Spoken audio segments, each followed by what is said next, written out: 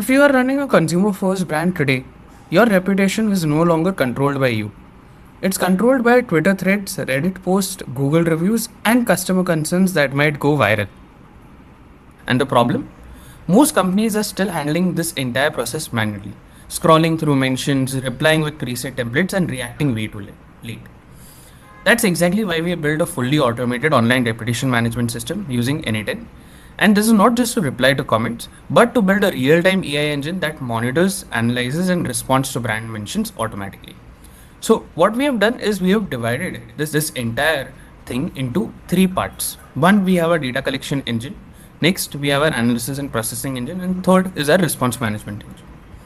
When I talk about the data collection engine, this is the very first layer. This is where everything starts. In this workflow, as you can see, what we are doing is we are pulling in mentions from multiple platforms like Google reviews, Twitter, Instagram, LinkedIn, Reddit, Quora, even Telegram and App Store reviews. And what we are doing is, or how we are getting this is by using cron triggers, APIs and RSS feeds. Now, what the system does is every few minutes, the system scans all of these platforms and pulls in new mentions of your brand. Now, the timeline over here, as we have kept it as 5 minutes, you can even reduce that to 1 or 2 minutes based on the turnaround time that you would want to achieve. And the most important part over here that we have done is for every platform, there is a different format of output that we are able to get. So it all becomes a messy data. So as a next layer, what we have done is that we have converted all of this messy data that's in different formats and different structures into a normalized, clean format. So whether it's a tweet, a review or a Reddit post, everything looks same inside your system. And this becomes the foundation of everything else. So as you can see over here, what we have done is we have an output of this engine that looks something like this, wherein we have the platform, the username, the content that the person has posted, the timestamp as to when did that content get posted, along with the post URL, the number of followers that the particular person has, and what is the type of content that is there. Is it a post, a comment, a review? What is it? So this looks as a quite structured data. And this is the base for the next engine that we have built. So the next engine that we have, that is the analysis and processing engine. This is the brain of the entire system. So every mention that we have collected in the first part goes through this AI powered analysis layer, wherein it starts with a classification agent. Now this classification agent, what it does is it categorizes the content into either a complaint, a praise, inquiry, whatever it is.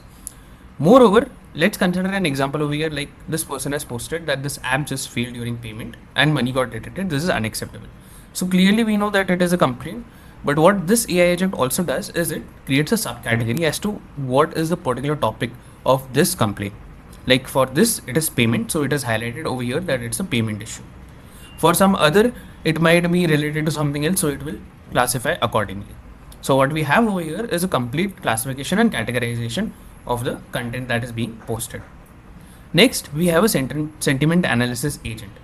What this does is it classifies that particular issue into 4 layers. We always have the positive, neutral, negative sentiments that is covered, but we even are considering over here a critical sentiment, wherein say if it's a burning issue for the customer, then it becomes critical and it becomes a higher priority task to cover. So this detects that entire sentiment and gives us the output according to it. Moreover, we even get the sentiment score along with the sentiment analysis that is there. Finally, we have an urgency and risk detection agent. Now, what this does is it checks whether this needs the attention of the team right now or can it wait. What it also checks is this coming from an influencer? Is this a potential PR risk by seeing the number of followers and the chances of this getting viral? So as you can see over here in the output, we are covering 2 things. One is the urgency and then the viral risk that is there. Moreover, what it does, it further tags this entire thing into different parts or different conversations and gives us the final output for escalating across different categories. So if it's a critical category, then it gets directly alerted to the PR or the leadership team to take it forward. If it is a high priority, then it gets alerted to the assigned team. So we have an assignment matrix also over here that assigns to those specific teams. So if it is say a payment related issue, it goes to the finance team. And the medium and the low priority data also gets allocated. So the output for that particular workflow looks something like this, wherein say we have the complaints or the category mentioned, the subcategories mentioned, the sentiment score mentioned, along with whether it is an influencer related thing or not, what is the escalation level, who is the assigned team for the same, and what is the SLA for the same. So over here, having the SLA in place ensures that all the comments, everything gets prioritized instead of having, say, a quicker turnaround time for everything. And at the same time, we also have the other details captured over here. One of the most interesting thing that we have engineered into this AI agent is the way it categorizes. So oftentimes any model or any ORM or social listening platform, when they do sentiment analysis, they do a scoring, right? And that score tells whether it is negative, positive, neutral, or how is it. Over here, I'll give you an example as to how is this different. So say for example, over here we have the same score that is of minus 0.5, minus 0.5, but for one content, it is categorizing or sentiment, doing the analysis or considering that the output of that sentiment analysis is neutral, and for one it is negative. Now, why does this happen? So we'll quickly see what is the content that was there. So as you can see, this content over here is a question that a person has asked, whereas this is an actual suggestion or a feedback that was given. Hence, what it is saying is that that particular feedback, it is considered as negative, and the inquiry, it is considering as neutral. So this is how smart we have built the AI agent to detect the exact sentiment as per the context. And finally, we have the last engine, that's the response management engine. This is where the action happens. Now, what we have done over here is that all the data that we have collected so far, it gets fed into this AI agent that generates a response tailored to that particular context. So say if it's a complaint, it responds with empathy. If it is positive, it encourages reviews and referrals. And if it is critical, it can even move ahead and ask for a human approval before sending. So if you see over here in this particular agent, what we have done is in terms of the output, say if it is related to the payment issue, what it has said is that one, it acknowledges that there is a issue and gives the next step to escalate it further. To ensure that we understand the response also, or to test out how the response is, we see what is the tone that it is following, we see whether it requires approval or not, and we see the confidence score as well to get to understand how confident is the AI agent about the response that it has drafted. We can put up a parameter over here, say if it is less than 80%, then a human might be required to draft the response or make changes to the response. Finally, as the output of this, what we are getting is the complete response for every single query. So as you can see over here, we have the response text mentioned.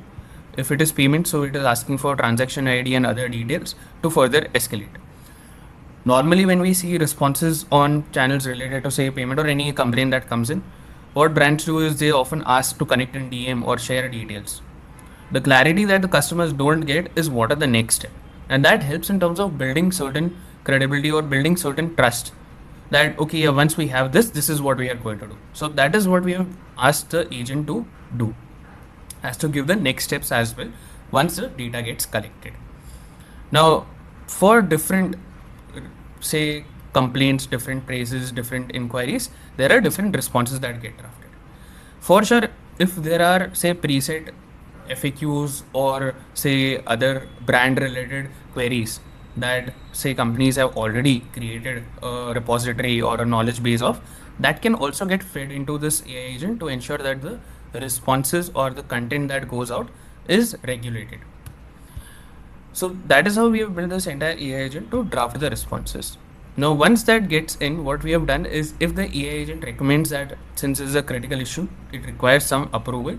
So it sends a notification via Slack or any internal tool that you might be having, be it a Teams or a Google Chat. It sends that for approval, and only once that is approved, it gets sent to the particular social media platform. In case if it is not approved, then it gets rejected and a log of that gets created. So finally, what happens is that once all of the drafts are created, using the platform APIs, the response is automatically posted back, whether it's Twitter, Google Reviews or Instagram. And it just doesn't stop there. Say if the user doesn't reply, then it triggers follow-ups also. If the issue is resolved, it gets marked as closed as well. So instead of say the one-off replies, what it does is you now have a full lifecycle system that responds end to end. Now to close this, The biggest shift here is that you are no longer managing reputation manually. What you are doing is you're building a system that protects and grows your brand 24/7. And the best part, this entire workflow is built on Anytin, which means it's flexible, scalable, and completely customizable to your business. So if you're serious about building a strong brand in today's world, this is no longer optional. And if you want a complete breakdown of this, you can connect with us. I've shared our email ID in the comments below, or you can put up a comment and we'll connect with you. I hope this was helpful and you found some value out of this. And thank you so much for watching this one. See you in the next one.